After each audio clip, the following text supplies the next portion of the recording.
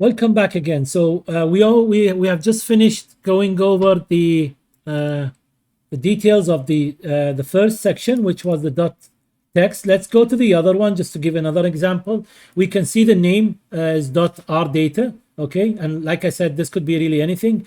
We can see the virtual address, which is 28,000, and again, this is a relative virtual address. So what you need to do is you need to add that to the base, the image base, and then that's where this the address to this section will be found.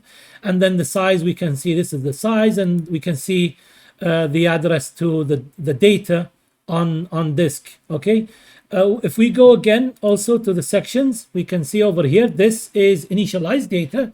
So this is this time this is not code. So as you can see here, section contains code is 0. So excuse me, this means this section does not contain code. But by the way, keep in mind that this all could be fooled because it's only a bit. That bit could be flipped. But let's say normally this is ideally what should happen. Like if you are compiling an application, this is what the compiler will probably be doing for you. So we can see that this section contains initialized data. So this is where some data will be initialized, or where data initialized, and as you can see here, everything else is kind of 0 until the permissions.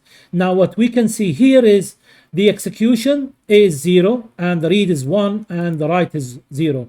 And why? Because this is like just to initialize some data, and the data will be already initialized in this area. So all I need to do is to be able to read it. So that's why I need the read permission. Do I need to execute it? No, because I'm going to read this data and it's going to be loaded and then it's going to be executed using the code. So this is only where the data that I want is going to be found. If we go same thing, by the way, to any one of these, you'll find the same details, the image section header, and again, the data. If we go down to see the permissions, you can see what, we go down over here, we can see the permissions. It's telling you that also this is initialized data.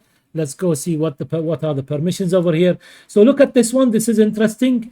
You can see that this is read-write. So this section will be able to read-write to it. So what that means is this memory region in memory, the OS will be able to write data into it because it's going to be initialized for something, let's say variable, and it's going to be able to write data in there, and then because our application wants to execute it, then it will be able to read it and then pass it to the code to get it executed. Okay, so that's for these image section header sections. You can see over here, by the way, this is where you can see the section and where the code is actually located. Okay, this is where the code is actually located. And as you can see here, 157.696. Let's go back a little bit. I just want to show you one thing. And if I go back here, let's go up. And I assume by now you know what this is and the size and all of that. So this is all easy now for you. And where did I go? Yeah, I need this and I need this.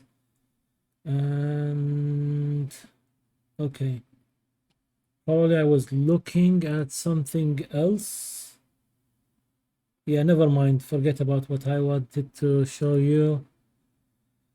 Yeah, we'll come back to this also in the next video to talk about the relative values and how to calculate them. Okay, so that's it for this video, and see you in the next video.